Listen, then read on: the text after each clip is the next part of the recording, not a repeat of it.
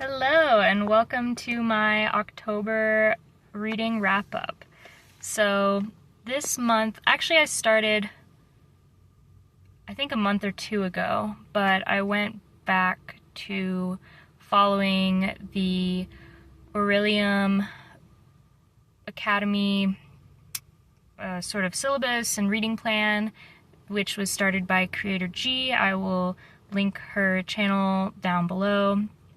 But basically, I had started going through it in another video from who knows how long ago, where you create a character and then you go on this quest to the academy and your character decides what subjects they want to take or what career they want to have, and then based on that you get assigned certain classes that you have to take, and each of those choices requires a book to be read. Sorry, I had a notification. And there's different prompts and stuff. So I had started getting into that and then stopped for a while, but lately I thought it would be fun to pick it up again. I made a completely new character. I'll probably explain more about it later, but, and I've actually fast-forwarded quite a bit. I did go through, I started with the very first video and kind of went through and did each prompt and each semester and things like that. I'm on, I believe, my second quote-unquote year, even though I've, like I said, really speed ran this, so it's just been in the past couple months. But my character, I guess, is in their second year and kind of in a break between the spring semester and the fall semester. So yeah, like I said, I don't have the details up with me right now, but I'll look it up later and then kind of explain either in this video or another video. But I did want to talk about some of the books that I've read so far, which I sort of tied to that challenge, or that helped me fulfill different challenges. And again, I don't have all the prompts and things in front of me, so I may or may not mention what they're tied to, but I will tell you later. But I can tell you what books I read. So I think the first book I read in October was The Last Tale of the Flower Bride by Roshani Chokshi, and I listened to it on audiobook, which I actually quite enjoyed. I don't always enjoy audiobooks, it kind of depends on the narrator, but amazing. I will say, okay, so it has two points of view. One, in the first one, which is like the first 5 or 6 chapters, is this man who, it's kind of like the now time period where we know that he thought he had a brother when he was a child, and then one day his mom said that he had never had a younger brother.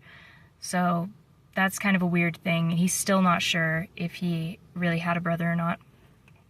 And he is currently a professor, I believe, of medieval studies or something like that. He studies a lot of fairy tales because he's kind of trying to find out and come to terms with this, like, potentially magical thing that happened in his life and possibly find out what happened to his brother.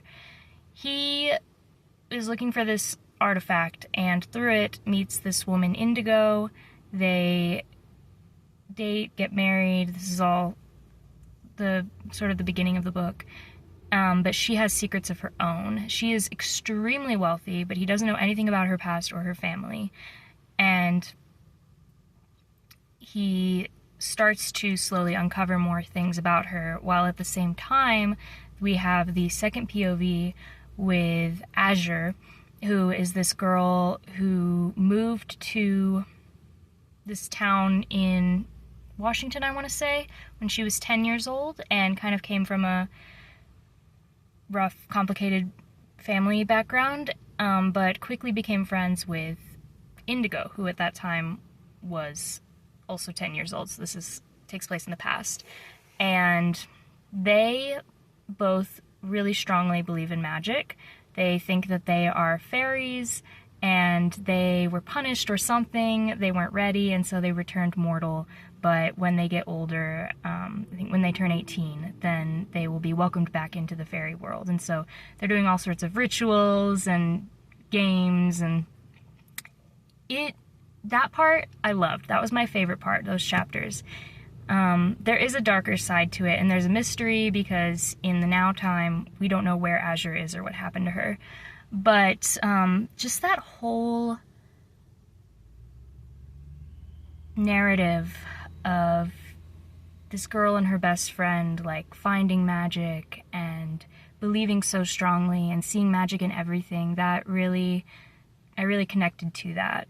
I definitely was someone who, I mean, really until I was, like, in high school, so badly wanted to believe and believed that magic was real and fairies were real and maybe I had magical powers and all this stuff. And my best friend also, I don't know to what extent she believed it, but she at least went along with it, and we would do different games and come up with stories and things like that. And it was just such a magical time, obviously, but just, I don't know, it's something I'm very nostalgic about.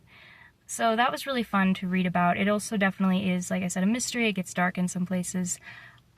The ending gave me goosebumps.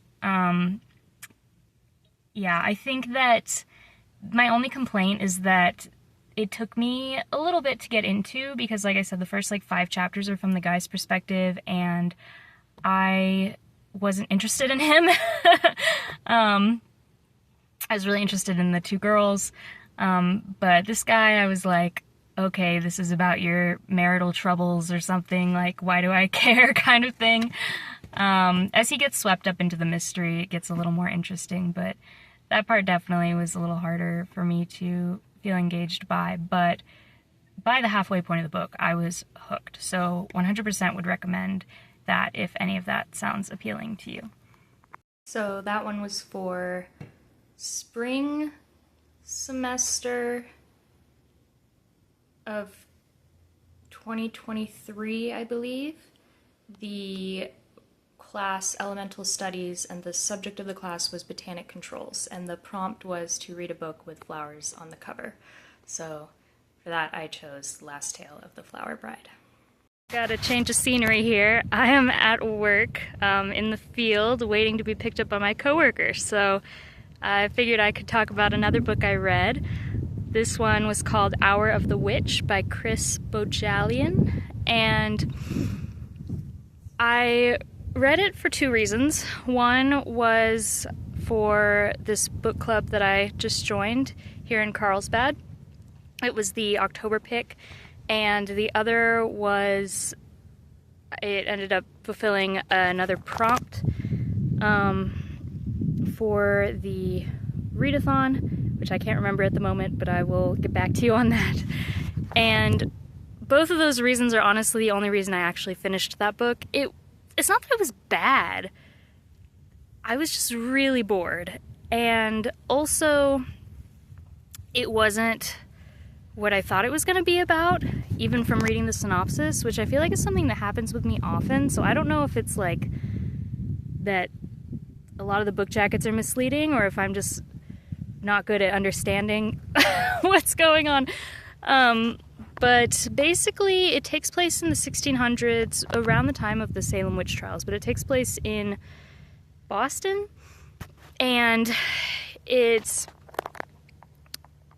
surrounds this woman who, from the very beginning, is being physically abused by her husband, and she decides, after a really bad instance, that she has had it and she is going to try to divorce him. The thing is that while divorce is allowed in Boston, you kind of have to go through this whole court case, and as far as they know in Boston, in this puritanical town, it hasn't really happened for reasons of abuse before. It's happened for reasons of, like, being cheated on, things like that. So each chapter for the first section kind of starts with a little bit about, like, from the trial. Hey, yo, I'm done with my line.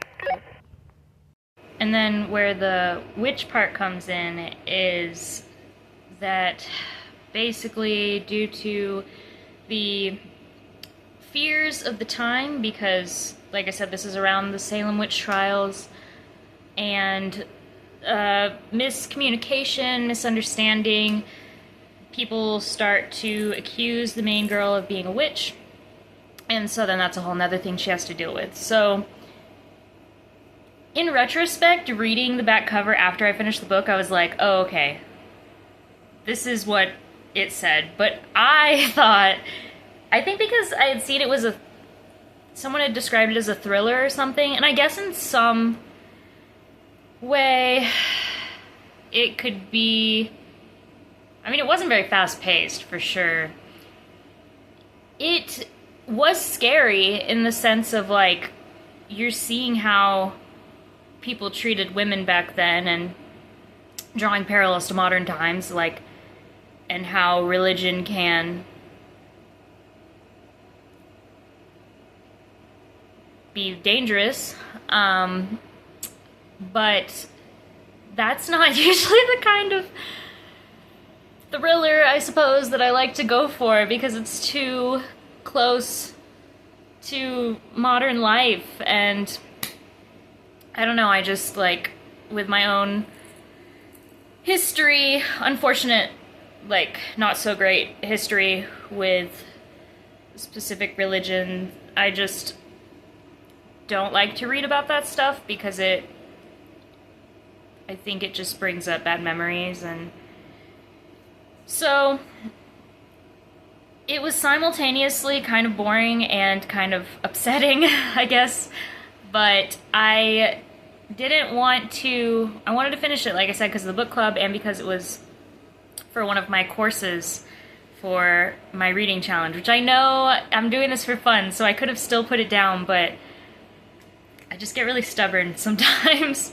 So, and I was gonna say let me check again really quick. So the class that it was for was Spells and Incantations, and this course focus was the spell Magic Missile, and so the prompt was to read a book between 389 and 415 pages. So that book fit that requirement. Another book that I was going to read for the challenge, but did actually end up putting down, deciding not to finish, was, very sadly, Wolfsong by T.J. Klune. I had read The House on the Cerulean Sea by T.J. Klune, and I liked it. It was cute. Sorry, it was shaky. There we go. So I was hopeful for this one, especially because I knew it had to do with werewolves, and wolves are my favorite animal, and it fit for the prompt. I think it was the shape-shifting class, which the subject was wolf, and the prompt was to read a book with a wolf on the cover, in the title, or in the author's name. And I honestly, most of it I loved, of what I had read before I stopped. I loved, it has this sort of found family vibe. Basically there's this guy who has a really crappy home life, at least when he's a kid, and then he just kind of is like trying to work to help take care of himself and his mom, and this family moves in down the street and they end up kind of taking him in, and that was great. I loved the characters, I loved hearing about it, I loved hearing about like how they interpreted the werewolf side of things, how T.J. Klune took his own take on it, or how he decided to portray it. But I don't want to spoil why I put it down. I think I was only like a third of the way into the book, maybe, but basically there's a romance, and there's an age gap for the romance that I felt was too much because of how young one of the characters was when they met. As soon as I could see it was going that direction, I just felt really icky about it, and I'm kind of surprised that I haven't heard anyone say that about the book. I mean, I didn't finish it, so maybe they don't end up getting together, but it really seemed like it was going that way. So, I don't know. I mean, I guess, like, it was legal and everything. Or it was about to be. I think the one character was, like, 17. But it was, I felt like it was cutting it too close. So I was just like, I can't read this romance. Like, when the one character, anyway, I'm just gonna give away too much. Yeah, I just couldn't, I had to stop, which I'm kind of sad about. So, but with how far I am along in the reading challenge, basically if you get a certain amount of points, which you get points by doing different side quests, but also just by completing a semester, then you get different perks. And so one of my perks right now is that I'm able to put down a book, like DNF a book, but still count it as fitting one of the requirements. And so I used that book for that, which is why I wasn't able to use The Hour of the Witch and DNF Hour of the Witch, because I was like, well, boring book that is kind of upsetting versus book that I'm morally against. Yeah, so that was unfortunate. So last night I read First Lie Wins by Ashley Elston, or I finished it last night, and I would say it was good, like decent. I think I gave it 3.5 stars. It might have deserved more. I think that sometimes I get into these habits of really skimming through books. I mean, I think it's something that I normally have started to do a lot with descriptions and things like that, which I kind of feel bad about. I don't know. I think it does keep me from feeling as immersed in the world. But definitely, if I'm reading a book that's very fast-paced, then I think in my excitement, I start to really, not even just descriptions, but just really like skim over the page. And so it's actually a book that I think, funny enough, I might have enjoyed more on audiobook, even though I usually prefer to read books in person. If only for the fact that if it was an audiobook, because I listened to them on normal speed, that would have forced me to really pay attention to everything that was going on in the book and just sit with it. But that being said, I did enjoy it.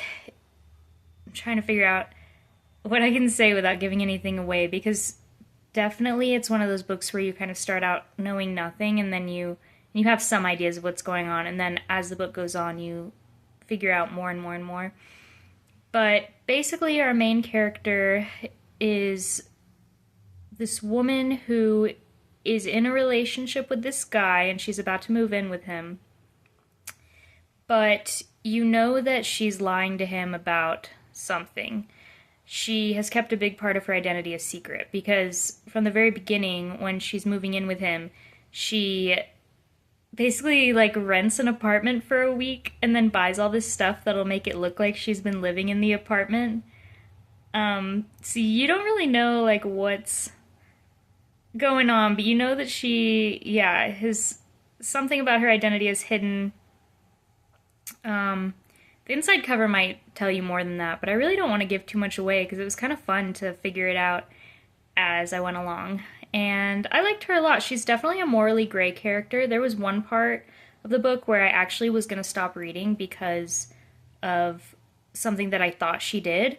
And then a couple chapters later, because it keeps doing flashbacks, and then a couple chapters later we kind of continue the flashback, and it's like, oh, like, you thought she did this terrible thing, but she actually found a way around it. And then I was like, oh man, I'm glad I didn't stop reading the book. But yeah, so this was also for the Aurelium Challenge, one of the challenges. That's pretty much every book I'm reading at this point is for the challenge, because I kind of started recently. I restarted, I guess, with the very first video, which I want to say was 2021 or something, and so I've just been, or maybe 22, but I've been trying to catch up, like do everything and catch up to where they are now. Oh, sorry, this thing's been sideways this whole time, hasn't it? Or diagonal. But, yeah. What was I gonna... Oh, yeah, so that's for that. It's for... This book, First Lie Wins, was for a sort of year-long choose-your-own adventure. This one from 2023, I believe. and I was only on the second choice. So every month it's like you make a choice down a path and then it'll give you a different reading prompt. I haven't been doing it month by month because, like I said, I've been kind of speed running this whole thing. But the choice I was given was, I don't remember the options, but the one that my character chose was to go into the forest because she is very, like she grew up in the forest and is very much like one with nature. She's a druid. So she went into the forest, and the prompt for that was to read a book with trees on the cover. And so First Lie Wins fulfilled that prompt. So that was First Lie Wins. Howdy. So I just finished Daughter of the Moon Goddess by Su Lin Tan, and I gave it 3 stars. So I listened to it on audiobook, and it's funny because I kind of feel like this was the reverse situation from the last book I talked about. Because it felt so long on audiobook, and I was tempted at some parts to speed up the narration, but I don't like that because I feel like you don't get the proper emotion from the narrator's voice, and I already am very picky about how audiobooks sound. I also didn't like all of the voices that the narrator did, but yeah, I think the reason I say that I might have enjoyed reading it in person or on ebook more is because there was so much description in this book, and I think that some people would probably really like it. There were a lot of descriptions of different palaces and environments and markets and food and things like that, and clothing. And I think I just have been, I don't know if it is the writing style or if it's just me that I've been in a place where I haven't been able to really like soak in and visualize a lot of descriptions. So with the narrator reading that, all of that description, it just felt like it took up so much of the book, and I felt really bored for a lot of it. And it felt kind of like, so there are 3 acts, I think, in this book, and I kind of felt like it should have been a trilogy. Like, each act should have actually been a different book. And I don't know, because I think the book is like somewhere between 500 and 600 pages, so it's not like it was super long, but it just felt so long. Like, I kept thinking, oh, it's gonna be over soon, and then it was like act 3, and I was like, oh my god. Not that it wasn't a great story in a lot of ways, like, it was really interesting, and I think that I'm also not much of an epic fantasy person, much of a romantasy person, so I think there were a lot of factors that kind of made it not the book for me. And the reason I read it is because for the Aurelium challenge, you can earn your character can earn like different certificates. And so my character is getting their, I want to say it's like dragon riding license.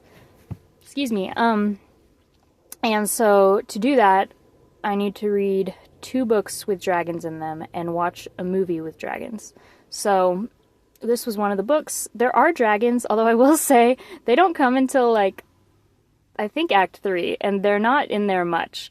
So just, don't get your hopes up if you're reading the book like just for the dragons. But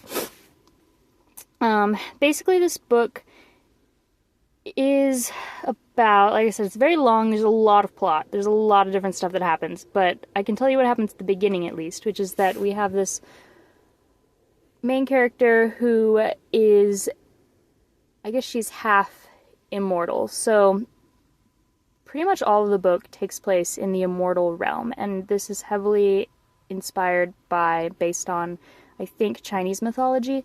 So her mother is the moon goddess, and her father was a human. Her mother was a human until she drank this, like, elixir that turned her immortal, but the elixir was supposed to be used by her husband, and so she's the mother is punished and has been forced to stay on the moon. The emperor of, like, I guess the main kingdom in the immortal realm, the celestial emperor, he was the one who had gifted the elixir to the father and was mad that the mother ended up drinking it. She had her reasons, but that's a whole thing. And so that's why he punished the mother by making her stay on the moon. But he didn't know that she had a daughter. And so the main girl, the daughter, ends up growing up on the moon, but like in hiding. And then something happens where she ends up having to flee the moon, but still nobody knows she exists. She's trying to, for the rest of the book, earn her mother's freedom. Get the emperor to agree to release her mother, let her mother leave the moon if she wishes, so that they can be reunited. There is romance in this book, like I said, which, yeah, I think I'm also very hard to please with the romance. I did like the main characters. I liked all the characters that you're supposed to like, so that was nice. I liked that the main character was very strong-willed. Couldn't be me, but we're working on it. But yeah, I think overall it was just like not necessarily my type of book and kind of seemed to drag on a lot for me, but a good story, if cliche and predictable at times. And so if you like long fantasies, especially based around Chinese mythology with strong female characters, then you might like this book. I haven't read the second dragon book yet, but I did watch the dragon movie yesterday, and you have to hear me out, because I was trying to find movies with dragons, and I could not find a lot, and I could not find any that I wanted to watch that I hadn't already seen.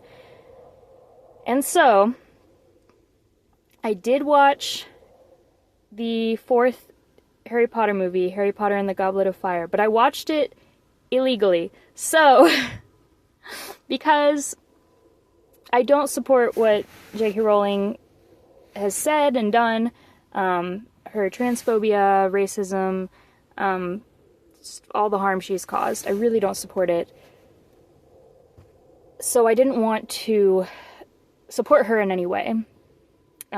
They say that piracy is not a victimless crime, so my hope is that if anything, maybe I harmed her in some way. I don't know. But Harry Potter did play a big role in my childhood growing up, and so I still cherish the memories I have of the movies and the books. I haven't read the books or watched the movies since all that stuff came out about how problematic she is, but then I had this thought of, well, if I'm watching the movie but I'm not supporting her in any way, I'm not paying for it, like, she's not getting anything from it, then maybe. And I'm not, like, saying that I support her or anything she stands for. I'm not encouraging other people to consume her content, because I'm not. Then maybe that is more okay. So that is what I did, and I will let you all know what I pick for my next dragon book. So I have bad news, which is that I am gonna DNF the other dragon book I was reading. I was reading This Woven Kingdom by Tahereh Mafi, and honestly, I kind of blame myself because I hadn't been interested in it. I had heard YouTubers that I follow talk about it and talk about how much they liked it, but I thought, you know, it doesn't really sound like my kind of book. It sounds maybe a bit too romantic-y, maybe a bit too, like, kings and queens and courts and all that. I'm not really into that kind of stuff.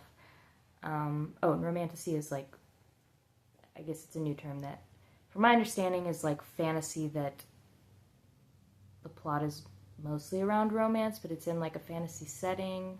The definition seems to be a little subjective, but anyway. But I kept hearing people talk about it and talk about how much they liked it, and then when I was looking through my book list, like my TBR list for books that had dragons in them, that book came up, which I didn't even get to the dragon part yet. I'm only like, it's in an ebook, so I think it said there were over almost 600 pages, and I was like, excuse you, page 100. There were no dragons yet, but yeah, I think one of the things I had heard was that the language was very descriptive and pretty and flowery, and I would say that that's sort of true. I mean, I don't think that it's necessarily very hard to read. It's not like there are a lot of big words or anything, but just the visual language is kind of nice. I just don't think that these types of stories are for me, where we have the main woman who is hiding some sort of secret, and she's like really poor, like a maid or some sort of servant, and then she gets with the broody like prince who's like angry all the time and has his own dark secrets, because even though he grew up privileged, like his life wasn't all nice things. And I mean, I'm just describing other books that I've read, but this book also fits that trope, and I'm just sick of it. I don't know, I think it's also just like a thing with me about angry men in general that kind of freaks me out. So I read that and I'm like, okay. Oh, and he's like killed people. You know, I get, you know, we're taking this person who maybe seems irredeemable, and then we're like, oh no, but he has a soft spot. He's actually redeemable, and he did these bad things, but the main character, female character, is going to see the good in him and make him a better person because he wants to deserve her or something, which, like, that's cool. And yeah, I mean, if that's what you're into, that's cool. I'm kind of bored of it and definitely not interested in it. But I think I also tend to prefer romance, if I ever read it, that is more like what I would want in real life. And it sounds like some people don't read books like that. And yeah, honestly, I was hoping, well, they hadn't even met. Well, yeah, they hadn't exactly met yet, so it's not like it was really romance heavy, but I could tell it was going that way, and I don't know. I guess I was hoping for more plot. So, unfortunately, I'm not going to be finishing that one, so I will have to find another dragon book to read. Hello. So, sorry the lighting's kind of weird. I can't tell if the audio is going to be weird too. You're kind of in a staircase on a playground right now, but I have noticed when I'm just holding the phone, it seems really shaky, so I'm trying to have it set up. Also, if you're hearing noises, it's probably the jet skis going by. So, I just finished Made in Abyss, which is a manga, and I read this one to fulfill another one of the little side certifications for Aurelium Academy. This one is a temp position, like a seasonal job, I suppose, called Bog Cataloger. And since my character, which I guess I haven't talked about her, I guess I mentioned a little, yeah, she's like becoming a druid. She grew up in the forest. She is an earthling, I believe, like an elemental earthling, which is a race that is very much tied to nature. She has antlers, and there are other details that I don't really remember at the moment. But anyway, so she very much is interested in the natural world, and so I felt that she would definitely want to try her hand at being a bog cataloger for a bit. So the prompt for that, there were two. One is to read a book with water on the cover, which there's water here, or by the water. So I decided to do both, and I'll show you really quick. Let's see, can I turn this around while I'm filming? I don't know. So in Carlsbad, I'm at this area called the beach. I believe this is the Pecos River, and there's actually sort of, where is it? Down there. There's kind of a more beachy-like area. There's a water park, and people will set up picnics and stuff, and jet ski. So, yeah, it was really nice. I just picked a nice shady tree to lie under and read. And because it's a manga, fairly short, I was able to read it in less than an hour, I think. So it's been a pretty good day. But yeah, so this book I actually have watched. It was made into an anime, and I've watched 1.5 seasons, I think. I really enjoyed it. I don't know if it's still ongoing, like if there's working on another season or what, and I don't know if this series is complete or not. I really don't know too much. What I do know is that it's really dark. It starts off not dark, but by the end of the first season it gets super dark, and it also, the main characters, at least this one main character, she's 12 years old, and there's some weird almost sexual moments, and so that's part of the reason that I stopped watching it. But I'm hoping that the book isn't like that, the manga isn't like that, although so far it seems to follow pretty closely. Like, for example, in the first book, this volume, one of the like punishments at the orphanage she's staying is to get strung up naked, and there's an image of it. I don't know, just kind of weird. I know I'm not selling this book, but the plot is so interesting, and so I'm just hoping that it won't cross over that line, and reading it is giving me a little bit more insight into things that the anime wasn't exactly able to show, like characters' thoughts and things like that. So, this manga is about a world in which there is this island where there's just this giant hole in the middle of the island, and you can't see, because there's sort of like a force field, so you can't really see like very far down into it.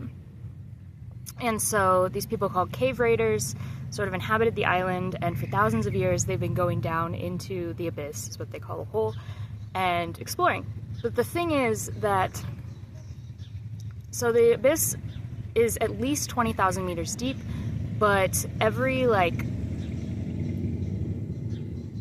1,000 to 5,000 meters or so, there's a different levels. There are, I think, 7 or 8 levels. And basically, when you go, sorry, some motorcycles. When you go from one level to the next, like if you have to go up at all, then you start to have these symptoms. And no one knows why. But so, for example, the first layer, if you go up to the surface layer, then you get really dizzy and nauseous. But as you go deeper and deeper, the sort of consequences of ascending become more and more severe. So I believe coming up from the 4th layer, you start like bleeding out of every orifice. I think the 6th or 7th layer is instant death. So it's definitely something that not everyone can do. You have to have special training. This main girl, her mom is what's considered a white whistle. Each sort of level of proficiency has a different color whistle, and the white whistles are the like most revered, most badass, like legendary people that go down into the abyss. But her mom has been down there for over 10 years without coming to the surface because she's gone down so deep that she can't come back out. The main girl, really wants to become a White Whistle like her mom and uncover the secrets of the Abyss. And then she meets this robot boy who doesn't remember anything about his past, but we know that he came from really deep down in the Abyss and that he's not affected by like what they call the curse, which is the like symptoms when you're going further up. And so when main girl gets a letter from her mom that kind of sounds like her mom wants her to come down into the Abyss, she decides, even though she is still only like the most basic level of proficiency, she decides that she's going to go down into the Abyss and see her mom. And the robot boy wants to go with her because he wants to see if he can jog his memory and figure out what his deal is. So hopefully that wasn't too spoilery. That's kind of everything that happens in this book, but it's like a good description of the rest, a setup for the rest of the series, I suppose. So yeah, I really enjoyed it. Like I said, it was pretty close to the anime, but there were some extra details. I just think the idea is really fascinating, and I like the characters, so I'm gonna stick with it. If it gets too weird, I'll stop again, but I'm really, really hoping that doesn't happen, because I really want to know there's so many questions I need answers to. So, yeah, this was a fun time. Hello, sorry, I thought I was gonna drop you. I know the lighting's not great, but it is dark out, and the light is in the middle of my room, so it is what it is. But, I guess I can do that. We'll see. I finally read my second dragon book, and it is A Natural History of Dragons, a memoir by Lady Trent by Marie Brennan. So it was a really interesting idea. This one is written as if it's a memoir, as it suggests. So basically, the kind of idea you get is that there's this woman who is sort of like a Jane Goodall in this universe. In this universe, dragons are real, and she becomes a dragon expert and scholar and researcher at a time when women are not often seen in those roles and often are ostracized from those roles. So this is a series from my understanding. I don't know if I think this one came out in like 2013, so I'm assuming there are more books out at this point, but basically the sort of frame that we're working with is Lady Trent is saying, like from the beginning of the book, oh hey, I know I've written a lot of books about dragons and stuff, but I just wanted to write a whole comprehensive thing about how I got started and my whole journey and blah, blah, blah. So this is sort of part one, I suppose. And I gave it 3 stars. Yeah. I was like 3.5, I don't know. I didn't think it was bad in terms of the writing style. I didn't think it was boring. A lot of the Goodreads people thought it was boring, but I think I enjoyed the science-y part of it where they're just like exploring, and I mean there definitely wasn't a lot of actual scientific talk in this book. In specifics, it's more like they really draw some conclusions that have no evidence or make not a lot of sense. They make some big leaps, but there is this feeling of, being the first person to discover something. Now, my main problem with this book is actually the main character. And I think that were I to continue with the series, which I've said before, I don't usually continue series, especially if they're just like a 3. Like if it was amazing, like 5 out of 5 stars, which I rarely ever give a book, then I would probably continue with the series. But so I'm hoping that in the rest of the books that she does grow and mature and become more open-minded.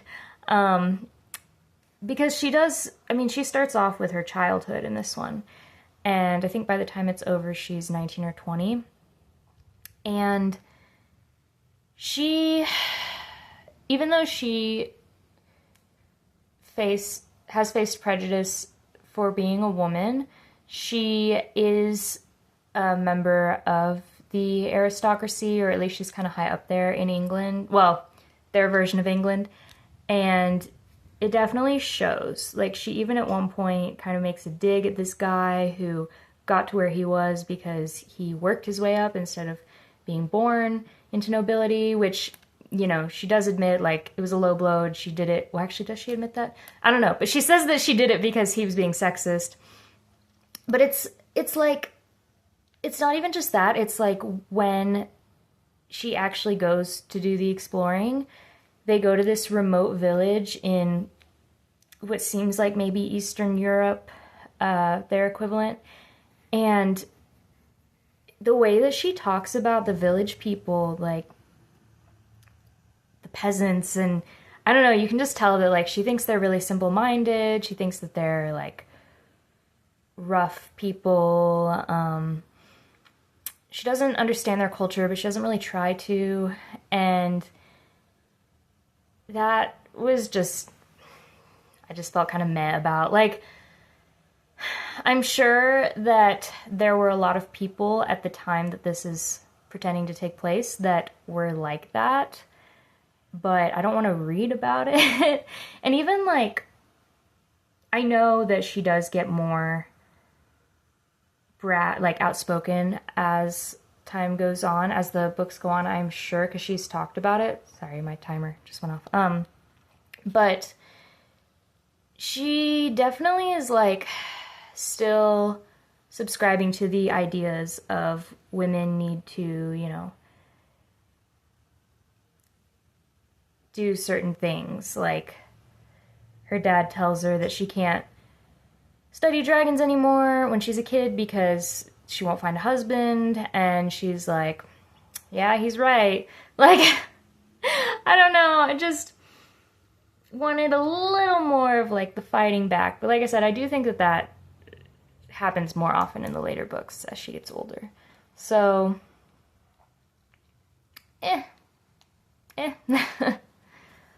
And last but not least for October, we have not a book, but it does have to do with the Aurelium Book Club, or Reading Challenge. So I did watch the animal documentary to fulfill my requirement for the Bog Cataloger position.